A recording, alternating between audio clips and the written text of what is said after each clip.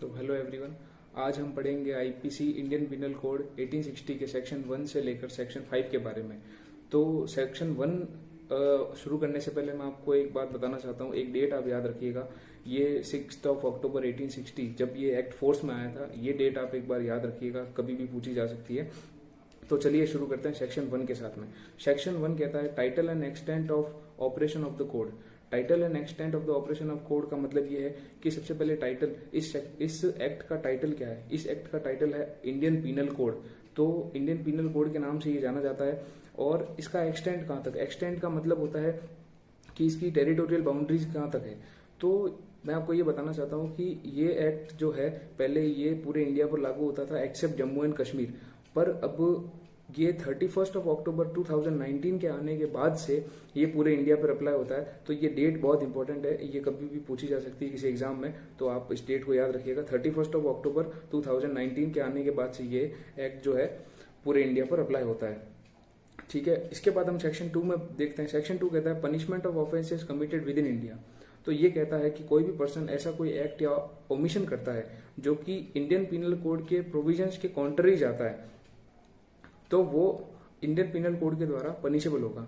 जैसे कि एक एग्जांपल के जरिए समझते हैं कि कोई भी पर्सन ऐसा कोई जैसे कि आईपीसी के अंदर एक प्रोविजन है 379 जो कि थेफ्ट की पनिशमेंट है।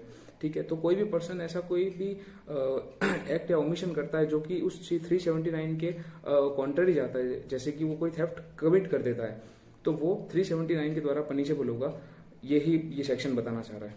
ठीक है, इसके बाद हम सेक्शन 3 पढ़ते हैं। सेक्शन 3 ये कहता है punishment of offences committed beyond India but which by law may be tried with in India.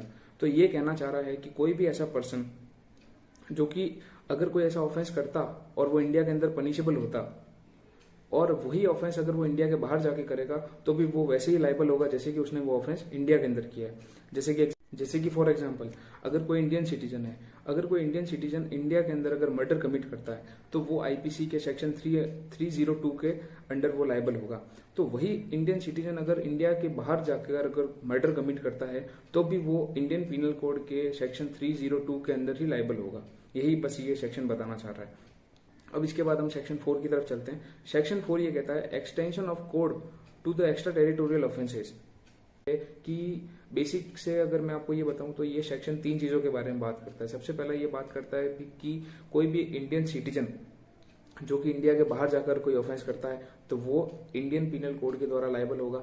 Second ये बात करता है कि कोई भी ऐसा शिप या एयरक्राफ्ट जो कि इंडिया के अंदर रजिस्टर्ड है, वो शिप और उस शिप या उस एयरक्राफ्ट पे अगर कोई ऑफेंस करता है, चाहे वो सिटीजन इंडिया का हो या बाहर का हो, किसी अदर कंट्री का हो, वो भी आईपीसी के द्वारा ही लायबल होगा। और एक और बात इसमें एक आती है कि चाहे वो शिप इंडिया के अंदर हो या फिर वो उस टाइम किसी और कंट्री के अंदर हो, तो उस पर कोई भी ऑफेंस होगा तो वो आईपीसी के द्वारा लायबल होगा। ठीक है, तीसरी ये बात करता है कोई भी ऐसा कंप्यूटर रिसोर्सेज जो कि लोकेटेड है इंडिया के अंदर और उस कंप्यूटर रिसोर्सेज को टारगेट करके अगर कोई ऑफेंस करता है, चाहे वो इंडिया का पर्सन हो या इंडिया के बाहर का कोई पर्सन हो, उस कंप्यूटर रिसोर्सेज जो है वो इंडिया का होना चाहिए, उसको कोई टारगेट करके कोई ऑफेंस करता है तो वो भी आईपीसी के द्वारा लायबल होगा।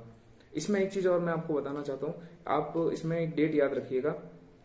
डेट तो ठीक है, एक ईयर याद रखिएगा आप 2009। ये जो इसका क्लॉज 3 है जो कि कंप्यूटर रिसोर्सेज की बात करता है, ये 2009 के अंदर जुड़ा था, तो ये पहले नहीं था। तो ये आप याद रखिएगा, इसको पूछा जा सकता है कभी भी।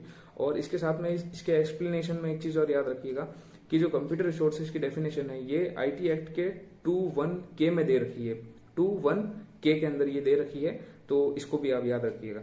इसके बाद हम चलते हैं सेक्शन 5 की तरफ। सेक्शन 5 हमारा ये बात करता है certain laws not to be affected by this code. तो ये कह रहा है कि कुछ लॉज ऐसे हैं जिन पर ये आईपीसी जो है ये अफेक्ट नहीं करता है, उनको ये अफेक्ट नहीं करता, उन पर अफेक्ट नहीं डालता है ये।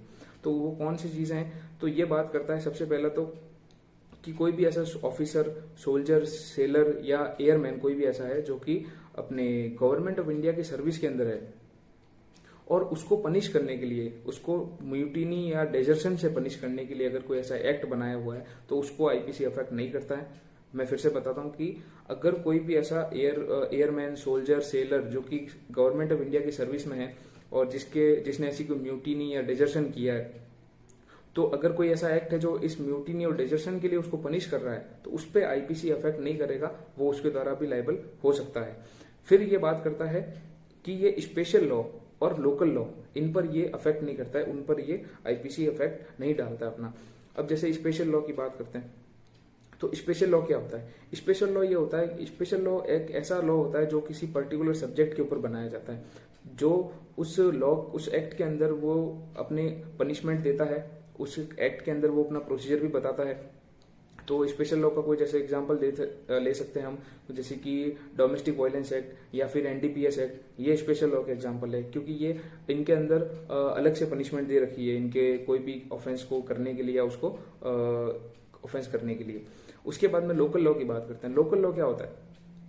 लोकल लॉ ऐसा लॉ होता है जो कि कंट्री के किसी पर्टिकुलर एरिया में वो लॉ एस्टेब्लिश किया गया है, वहां पर वो लॉ अप्लाई होता है। जैसे कि कोई भी इंडिया के अंदर किसी पर्टिकुलर स्टेट पर अगर कोई लॉ अप्लाई हो रहा है, जैसे कि राजस्थान के अंदर राजस्थान रेंट कंट्रोल है, जो कि बाहर राजस्थान से बाहर किसी अदर स्टेट में नहीं अप्लाई होता है, तो वो लोकल लॉ है। तो ये लोकल लॉ का एग्जाम्पल है। तो ये आज हमारे सेक्शन 1 से लेके सेक्शन 5 तक कवर हो चुके हैं, और इसके बाद में हम नेक्स्ट वीडियो में हम सेक्शन 6 से लेके आगे के कुछ सेक्शंस को डील करेंगे। Thank you.